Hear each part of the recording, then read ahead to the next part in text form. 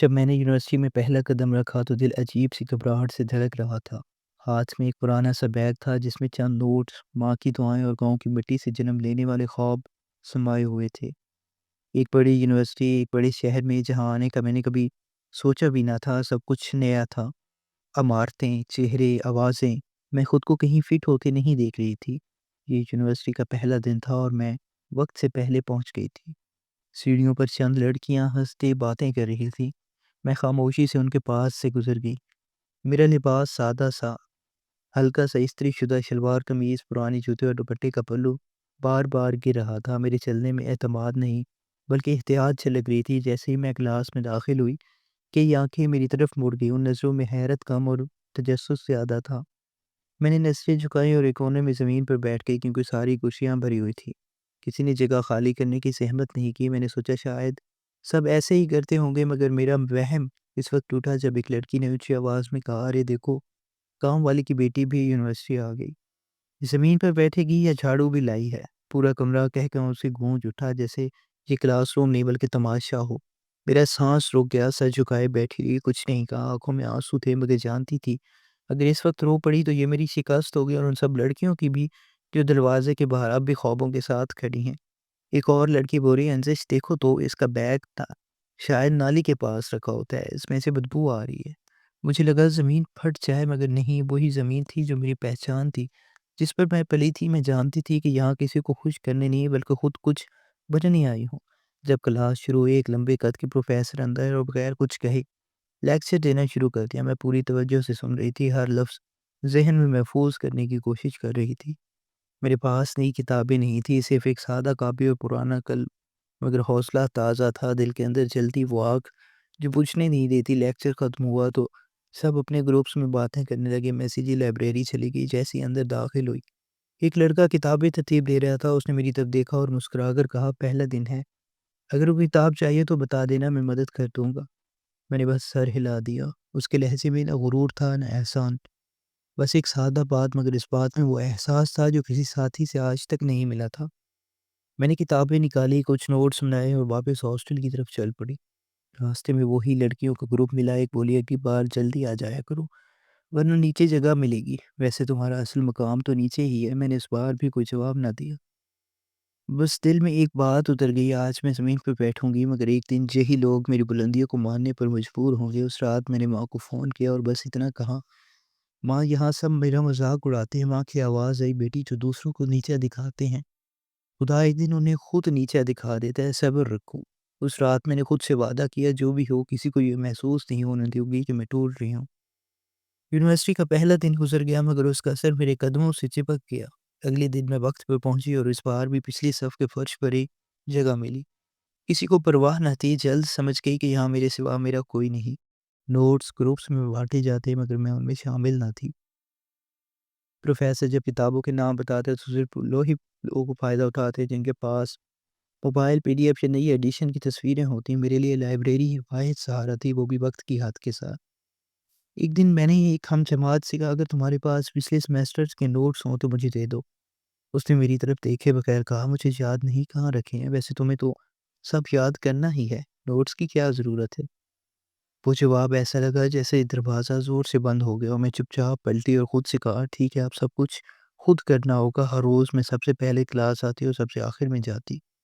Library میرا پناہ گاہ بن چکی تھی۔ کچھ کتابیں اتنی پرانی تھی کہ صفحے چھوتے ہی چڑھنے لگتے، مگر میں انہیں پرانے صفحات سے نیا جہاں ڈھونڈنے لگتی۔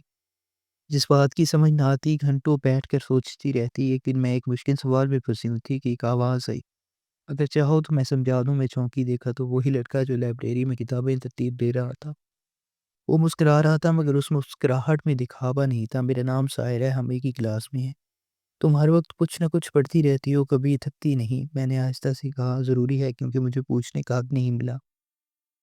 ساحر بیٹھ گیا اور سوال سمجھانے لگا۔ اس کی باتوں کی گہرائی حیران کن تھی۔ دوران گفتگو اس نے بتایا کہ وہ خود بھی اسکالرشپ پر آیا ہے کیونکہ اس کا انداز شہری اور لباس مہنگا، کوئی اسے قریب نہیں سمجھتا۔ اس دن کے بعد جب بھی کوئی سوال مشکل لگتا ساحر مدد کرتا، وہ خود مصروف ہوتا مگر وقت نکال لیتا۔ ایک دن ہم کلاس سے نکل رہے تھے تو ایک لڑکی نے طنز کیا، واہ ساحر تم نے تو انزش جیسی دوست ڈھونڈ لی۔ ساحر نے مسکرا کر جواب دیا، ہاں کیونکہ وہ پڑھنے آئی ہے، دکھانے نہیں۔ لڑکی کچھ بول نہ سکی۔ پہلی بار کسی نے میرے لیے آواز اٹھائی تھی۔ کبھی ساحر میرے لیے پرانے نوٹس پرنٹ کروا دیتا، کبھی نئی کتابوں کی فوٹو کاپی۔ ایک بار تو اس نے فزکس کا ماڈل بھی بنایا، کیونکہ گروپ پروجیکٹ میں کسی نے بھی مجھے شامل نہیں کیا تھا۔ اس نے کہا تم اکیلے بھی کر سکتی ہو، میں مدد کر دوں گا، مگر نمبر نہیں ملیں گے، میں سر سے بات کر لوں گا، تم بس کام پورا کرو۔ اس کی ہمت افزائی سے میں نے ماڈل مکمل کیا۔ جب پروفیسر نے دیکھا تو حیران رہ گیا، پوچھا یہ کس کی مدد سے بنایا؟ میں نے سچ کہا، سائر نے رہنمائی کی، مگر کام میں نے خود کیا ہے۔ پروفیسر نے کچھ نہ کہا، بس سر ہلا دیا، مگر پہلی بار لگا میری موجودگی کو نوٹ کیا گیا ہے۔ 2 ہفتے یونیورسٹی میں گزر چکے تھے، میں اب تک ایک بھی کتاب خریدنے کے قابل نہیں تھی۔ لائبریری میں ریزرویشن پہلے سے ہی ہو جاتا اور اہم کتابیں انہیں کو دی جاتی جن کے تعلقات یا رسائی زیادہ ہوتی۔ لیکن ساحر نے کہا یہ میرے پرانے سیمسٹر کے ریفرنس نوٹس ہیں، تم رکھ لو۔ میں نے انکار کیا، نہیں، تمہیں بعد میں ضرورت پڑ سکتی ہے۔ اس نے مسکراتے ہوئے کہا نہیں، تمہیں ابھی ضرورت ہے، باقی سب بعد میں دیکھا جائے گا۔ وہ نوٹس میرے لیے خزانے سے کم نہ تھے۔ میں نے اہم نکات نشان زدہ کیے، خود کی کاپی میں خاکے بنائے اور ساحر کے ساتھ چند اہم موضوعات پہ بات چیت کی۔ زندگی کا یہ نیا انداز تھا جسے کسی نے سکھایا نہیں، بس موقع دیا گیا۔ جب میں کوئی سوال خود حل کر لیتی تو ساحر کہتا دیکھا اب تم مجھے پڑھا سکتی ہو۔ ہماری گفتگو ہمیشہ پڑھائی کی گرد رہتی۔ اس نے کبھی فضول بات نہیں کی، نہ کوئی ذاتی سوال پوچھا۔ اس کے انداز میں اعتماد اور احترام تھا، جیسے میں کوئی کمزور لڑکی نہیں بلکہ قابل انسان ہوں۔ 4 سال تک میں نے یونیورسٹی کا ہر لیکچر، ہر پریزنٹیشن کو فرش پر بیٹھ کر سنا۔ ابتداء میں یہ مجبوری تھی، پھر عادت بنی اور آخر کار میری پہچان۔ میں سوچتی رہی شاید وقت کے ساتھ لوگوں کا رویہ بدل جائے گا، مگر کچھ نہ بدلا۔ چوتھے سیمسٹر میں جب ریسرچ کا کام شروع ہوا تو گروپس بننے لگے۔ سب نے اپنے دوستوں کے ساتھ گروپ بنا لیے، میرا نام کسی فہرست میں نہیں تھا۔ ساحر میرے پاس آیا اور بولا میں نے سر سے بات کر لی ہے، ہم دونوں الگ گروپ میں رہیں گے۔ میں نے پوچھا کیا سر اعتراض نہیں کریں گے؟ اس نے کہا کریں گے بھی تو کیا، 2 لوگ ہیں، کام تو ہو جائے گا، ہم مکمل کر لیں گے۔ تحقیق کے لیے ہمیں مختلف مقامات پر جانا ہوتا، کئی جگہوں پر لوگ میرے سادہ کپڑے دیکھ کر سوالیہ نظروں سے دیکھتے، مگر ساحر ہمیشہ معاملہ سنبھال لیتا۔ ایک دن ہمیں ایک افسر سے انٹرویو کرنا تھا، میں نے سوالات تیار کیے تھے۔ جب ہم پہنچے تو اس افسر نے ساحر سے کہا یہ آپ کی اسٹاف ممبر ہیں؟ ساحر نے سنجیدگی سے جواب دیا یہ میری ٹیم لیڈر ہیں، میں ان کا اسسٹنٹ ہوں۔ اس کے جواب پر وہ افسر خاموش ہو گیا اور انٹرویو کے دوران مجھ سے عزت کے ساتھ پیش آیا۔ واپسی پہ میں نے ساحر سے کہا تم نے مجھے ضرورت سے زیادہ عزت دے دی ہے۔ اس نے مسکرا کر کہا میں نے بس وہ کہا جو تم ہو، باقی لوگ کم دیکھتے ہیں، تم سب دیکھو۔ چوتھے سیمسٹر میں مجھے ایک امتحان میں کم نمبر ملے۔ میں نے پروفیسر سے ریکویسٹ کی کہ کاپی دوبارہ چیک کر لیں۔ انہوں نے کہا وقت گزر گیا، اب کچھ نہیں ہو سکتا۔ ساحر نے کاپی دیکھی اور کہا یہ تمہاری نہیں لگتی، کئی جوابات غائب ہیں۔ ہم دوبارہ پروفیسر کے پاس گئے، اس بار ساحر نے پرانی اسائنمنٹ اور ثبوت دکھائے۔ کافی بحث کے بعد پروفیسر نے کہا ٹھیک ہے دوبارہ چیک کر لیتا ہوں۔ چند دن بعد میرے نمبر اپڈیٹ ہو گئے، کسی نے معافی نہیں مانگی مگر میرا حق تسلیم کیا گیا۔ یہ سب ساحر کی مستقل محنت کا نتیجہ تھا۔ 4 سال میں یونیورسٹی کا ماحول کبھی آسان نہیں ہوا، موسم بدلے، مضامین بدلے، مگر حالات ویسے کے ویسے رہے۔ زمین پر بیٹھنا میری عادت بن گیا اور ان لوگوں کے لیے بھی سبق بن گیا جو سمجھتے تھے عزت صرف کرسی پر بیٹھنے سے ملتی ہے۔ ساحر اکثر کہتا انجش تم صرف کلاس نہیں بدل رہی، نظام بدل رہی ہو۔ میں ہنس دیتی میں تو بس اپنا راستہ بنا رہی ہوں، اگر کسی کو ہمت مل جائے تو اس کی خوش نصیبی ہے۔ گریجویشن کے آخری دن سب تصویریں بنا رہے تھے۔ میں نے ساحر سے کہا کہ ہمیں بھی یادگار تصویر نہیں بنانی چاہیے؟ اس نے کہا ضرور، مگر زمین پر بیٹھ کر، کیونکہ یہی تمہاری اصل پہچان ہے۔ ہم نے تصویر بنائی، میں زمین پر بیٹھی تھی، وہ میرے ساتھ کھڑا تھا، وہی تصویر میری زندگی کی سب سے قیمتی تصویر بن گئی۔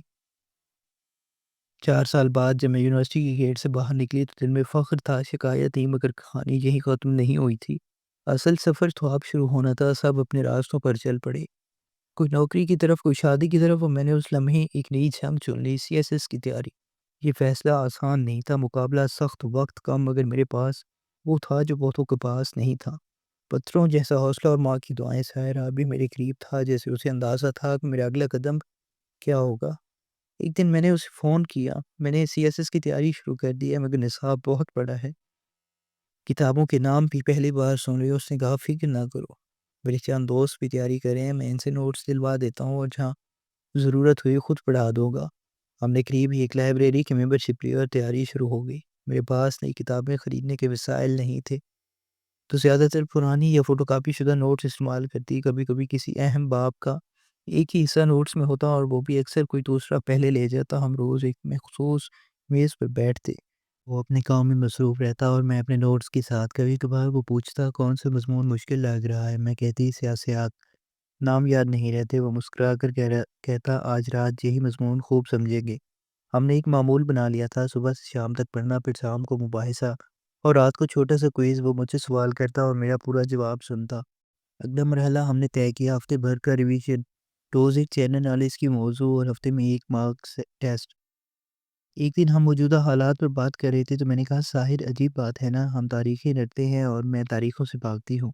وہ بولا کیونکہ اب تم اپنی تاریخ لکھنے جا رہی ہو۔ میری ماں جو سب سے زیادہ دعائیں دیتی، وہ فجر سے پہلے اٹھ کر میرے لیے ہاتھ اٹھاتی۔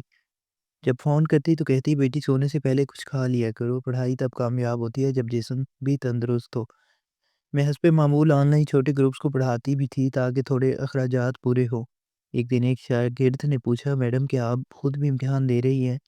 میں نے کہا ہاں، اور اگر تم پڑھو گے تو میں بھی کامیاب ہو جاؤں گی۔ اس دن مجھے احساس ہوا کہ میں صرف اپنے لیے نہیں پڑھ رہی، ان سب کے لیے پڑھ رہی ہوں جو میری چھاؤں میں پڑھنا چاہتے ہیں۔ تیاری کا آخری مہینہ شروع ہوا تو ہم نے ایک نیا منصوبہ بنایا، روز ایک موضوع پر مکمل بحث اور ہفتے میں ایک مکمل موک ٹیسٹ۔ امتحان کے دن قریب آ رہے تھے اور دباؤ بڑھتا جا رہا تھا، مگر میرے اندر ایک عجب ٹھہراؤ تھا۔ میں نے خود سے زیادہ انزش تم نے اپنی پوری کوشش کر لی، اب جو ہوگا قبول کرنا سیکھو۔ امتحان والے دن اگرچہ میں نے کوئی یونیفارم نہیں پہنا تھا، مگر دل کے اندر وہی جوش، وہی اعتماد موجود تھا۔ میں نے پرچے کھولے، گہری سانس لی اور قلم اٹھایا۔ باہر حال کے دروازے پر صاحب میرا انتظار کر رہا تھا، جیسے اسے یقین نہ ہو کہ میری خاموش جنگ آج کامیابی میں بدلنے والی ہے۔ امتحان کے تقریباً 2 مہینے بعد نتیجہ آنے والا تھا۔ انتظار طویل تھا اور ہر گزرتے دن کے ساتھ دل کا بوجھ بڑھتا جا رہا تھا، مگر میں نے خود کو مصروف رکھنے کے چند اصول بنائے۔ صبح ورزش، دوپہر تدریس، شام لائبریری اور رات ماں سے بات چیت، مگر اندر ایک طوفان تھا جو چین نہیں لینے دیتا تھا۔ پھر ایک صبح جب میں لائبریری سے واپس آ رہی تھی تو فون پر ساحر کا پیغام آیا، نتیجہ آ گیا، ویب سائٹ دیکھو۔ میرے ہاتھ کانپنے لگے، میں نے قریب کے کیفے میں جا کر بیٹھتے ہی براؤزر کھولا اور رول نمبر ڈالا، اور جیسے ہی نتیجہ سامنے آیا سانس تھم گیا۔ انزش ملک first position, allocated group Pakistan administrative service. لمحہ جیسے رک گیا ہو، آنکھوں سے نمی بہی، مگر وہ خوشی کے آنسو تھے، وہ خوشی جو سالوں سے ماں کی دعاؤں میں چھپی تھی۔ میں نے فوراً ماں کو فون کیا، ماں پہلا نمبر آیا، میں کامیاب ہو گئی ہوں۔ ماں کی آواز کانپ گئی، بیٹی میں نے کہا تھا نا میری دعائیں راغیاں نہیں جاتی۔ دوپہر میں ساحر سے ملی، اس نے مسکراتے ہوئے کہا مجھے معلوم تھا تم وہ کرو گی جو سب ناممکن سمجھتے ہیں۔ میں نے پوچھا تمہیں اتنا یقین کیوں تھا؟ وہ بولا کیونکہ تم نے خواب دیکھے ہی نہیں، ان پر محنت بھی کی ہے۔ ہم دونوں سڑک کنارے بیٹھے تھے، ارد گرد شور تھا مگر دلوں میں سکون۔ میں نے کہا اگر آج ابو زندہ ہوتے تو بہت خوش ہوتے۔ ساحر نے کہا تم نے ان کا نام زندہ رکھا ہے اور اپنی ماں کا سر فخر سے بلند کیا ہے۔ اس شام جب میں گھر پہنچی تو ماں نے آہستہ سے کہا بیٹی ساحر کی ماں آئی تھی رشتے کی بات لے کر۔ میں خاموش ہو گئی، حیران تھی کیونکہ ساحر نے کبھی اس موضوع کا ذکر نہیں کیا تھا۔ ماں بولی ساحر نے ہمیشہ تمہاری عزت کی اور اس نے یہ فیصلہ تمہیں بتائے بغیر نہیں کیا۔ میں دم رہ گئی، وہ ساحر جس نے ہر موڑ پر میرا ساتھ دیا مگر کبھی اپنے وجود کو بوجھ نہیں بنایا، آج سب کچھ دل میں چھپا کر بیٹھا تھا۔ اس رات میں دیر تک سوچتی رہی، میں نے ساحر کو دوست سمجھا، ایک ساتھی، ایک روشنی، مگر وہ محبت جو اظہار سے خالی ہو اور صرف اعتماد پر مبنی ہو شاید سب محبتوں سے زیادہ پاک ہوتی ہے۔ اگلے دن جب میں ساحر سے ملی تو میں نے پوچھا تم نے اپنی ماں کو کیوں بھیجا، مجھ سے خود کیوں نہیں کیا؟ اس نے نظریں جھکاتے ہوئے کہا کیونکہ میں تم پر دباؤ نہیں ڈالنا چاہتا تھا تم اپنی منزل خود حاصل کرو، اپنی پہچان خود بناؤ۔ اگر کبھی تم خود فیصلہ کرو کہ زندگی کا سفر میرے ساتھ طے کرنا ہے تو وہ تمہارا فیصلہ ہو، میرا نہیں۔ میں چند لمحے خاموش رہی، پھر کہا میں نے ہمیشہ تمہیں اپنے قریب محسوس کیا، تمہارے لفظوں میں کبھی مفاد نہیں دیکھا، شاید یہی کافی ہے۔ اس کے چہرے پر فخر بھری مسکراہٹ آئی، اگر تم ہاں کہہ دو تو یہ میری زندگی کا سب سے قیمتی لمحہ ہوگا۔ میں مسکرا دی، ہلکا سا سر جھکا دیا، وہ لمحہ خاموش ضرور تھا مگر دلوں میں شور تھا۔ کچھ دن بعد اطلاع ملی کہ میری پوسٹنگ بطور اسسٹنٹ کمشنر ہوئی ہے۔ وہ لڑکی جو ہمیشہ زمین پر بیٹھتی تھی اب سرکاری کرسی پر بیٹھنے جا رہی تھی۔ جب میں پہلی بار دفتر میں داخل ہوئی اور اپنی میز دیکھی تو وہ کرسی محض لکڑی کا ٹکڑا نہیں تھی بلکہ میری شناخت تھی، برسوں کی محنت، آسوں اور دعاؤں کا حاصل۔ پہلی میٹنگ کے بعد میں نے کھڑکی سے باہر دیکھتے ہوئے خود سے کہا اگر میں درمیان میں ہار مان لیتی تو آج یہاں نہ ہوتی۔ شام کو ساحر آیا، بولا یہ سفر تم نے خود چنا تھا اور آج تمہارا وقت چمکنے کا ہے۔ میں نے جواب دیا اور تم وہ روشنی ہو جو ہمیشہ میرے پیچھے کھڑی رہے۔ شاید اب وقت ہے کہ یہ روشنی ہم دونوں ساتھ لے کر چلیں۔ یہ کوئی فلمی منظر نہیں تھا بلکہ حقیقت تھی۔ وہ شخص جو برسوں میری خاموشیوں، میری محنت اور میری زخموں کو ساتھی رہا، میری زندگی کے سفر کا ہمسفر بننے جا رہا تھا۔ ماں نے کہا بیٹی تمہیں جو عزت ملی وہ نصیب والوں کو ملتی ہے۔ میں نے ماں کا ہاتھ پکڑ کر کہا یہ سب تمہاری دعائیں، تمہاری محنت اور ساحر کے خاموش سہارے کا انعام ہے۔ اب وہ انزش نہیں تھی جو فرش پر بیٹھی نظروں کا بوجھ سہا رہی تھی، بلکہ ایک ایسی عورت تھی جو ہمت، فہم اور اپنے سچے ساتھی کے ساتھ زندگی کو نئے زاویے سے دیکھ رہی تھی۔ اور یہ ایک نئی شروعات تھی۔ چند سال گزر گئے، مختلف شہروں میں پوسٹنگز بدلتی رہی۔ میں نے ہر جگہ خود کو اس طرح ثابت کیا کہ لوگ میری پہچان کو صرف ایک افسر نہیں بلکہ ایک مثال کے طور پر دیکھنے لگے۔ میرا انداز نرم مگر فیصلہ مضبوط تھا۔ میں کبھی کسی قریب کو جھڑکنے نہیں دیتی تھی اور ہمیشہ یاد رکھتی تھی کہ کبھی بھی انہی قطاروں میں کھڑی رہتی تھی جن میں آج لوگ میری مدد کے لیے کھڑے ہوتے ہیں۔ ساحر اب زندگی کا ساتھی بن چکا تھا۔ شادی سادہ مگر پروکار تھی۔ نکاح کے وقت جب قاری صاحب نے پوچھا کہ آپ کو یہ نکاح قبول ہے تو میری آنکھوں سے آنسو بہہ نکلے۔ وہ خوشی کے آنسو تھے جن میں سالوں کی محنت، تکلیف، عزت اور محبت کا حاصل چھپا تھا۔ میں نے دھیرے سے کہا قبول ہے۔ ساحل نے بھی یہی الفاظ دہرائے اور اس لمحے جیسے پوری کائنات نے ہماری کہانی پر آمین کہہ دیا ہو۔ شادی کے کچھ مہینے بعد ایک دن میں تعلیم سے خط آیا۔ میری یونیورسٹی کے وائس چانسلر نے دعوت دی تھی کہ میں بطور چیف گیسٹ وہاں کے سالانہ تقریب، تقسیم انعامات میں شرکت کروں۔ خط پڑھ کر میرے ہاتھ تھرتھرانے لگے، دل میں وہی پرانا منظر تازہ ہو گیا۔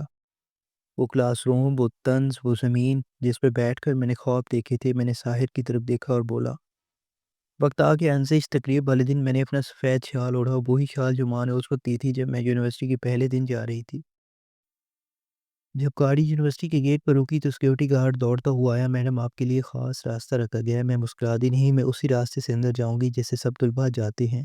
جیسے ہی میں ہال میں داخل ہوئی تو پورا مجمع کھڑا ہو گیا۔ تالیاں بج رہی تھیں، نعرے گونج رہے تھے، یہ ہیں وہ انزش ملک جنہوں نے ہماری یونیورسٹی کا نام روشن کیا۔ میری نظر سامنے کی صفوں پر پڑی۔ کچھ وہی پروفیسر تھے، کچھ نئے چہرے، مگر میری نگاہ جیسے یہ کونے میں بیٹھی لڑکی پر پڑی جو زمین پر بیٹھی نوٹس بنا رہی تھی۔ دل کانپ گیا، میں ہی تھی چند سال پہلے۔ میں اس کے قریب گئی، اس کے کندھے پر ہاتھ رکھا اور کہا زمین پر بیٹھنا تمہاری کمزوری نہیں، تمہاری پہچان بن سکتی ہے، بس یقین مت چھوڑنا۔ لڑکی نے حیرانی سے میری طرف دیکھا جیسے اس نے اپنے مستقبل کو سامنے کھڑا دیکھ لیا، اور جب اسٹیج پر میرا نام پکارا گیا تو پورا ہال گونج اٹھا۔ میں نے مائک سنبھالا اور گہری سانس لے کر کہا میں آج یہاں ایک افسر کی حیثیت سے نہیں بلکہ ایک طالبہ کے طور پر کھڑی ہوں، جو کبھی اس زمین پر بیٹھی تھی جسے آپ سب نے شاید نظر انداز کیا۔ یاد رکھیں کسی انسان کی قیمت اس کی نشست سے نہیں بلکہ اس کے حوصلے سے طے ہوتی ہے۔ اگر زمین پر بیٹھ کر بھی آپ کے خواب بلند ہو تو کوئی کرسی آپ سے اونچی نہیں۔ پورا حال خاموش تھا، پھر ایک لمبا سا تالیاں بجانے کا شور ہوا۔ میری نظر ساحر پر پڑی جو پیچھے بیٹھا مسکرا رہا تھا۔ اس کی آنکھوں میں فخر تھا جیسے وہ کہنا چاہتا ہو میں نے کہا تھا نا تم تاریخ لکھو گی۔